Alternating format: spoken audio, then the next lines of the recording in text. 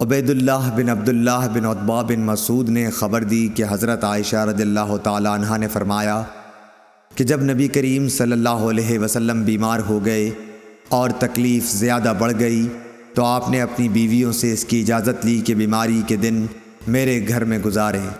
انہوں نے اس کی آپ کو اجازت دے دی۔ پھر آپ باہر تشریف لے گئے۔ آپ کے قدم زمین پر لکیر کر رہے تھے۔ آپ اس وقت عباس رضی اللہ تعالیٰ عنہ اور ایک اور شخص کے بیچ میں تھے، یعنی دونوں حضرات کا سہارا لیے ہوئے تھے۔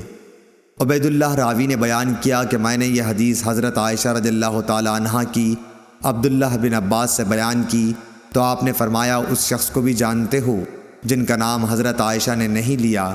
میں نے کہا کہ نہیں۔ آپ نے فرمایا کہ وہ دوسرے آدمی حضرت علی رضی اللہ تعالیٰ عنہ تھے۔ صحیح بخاری حدیث نمبر 665۔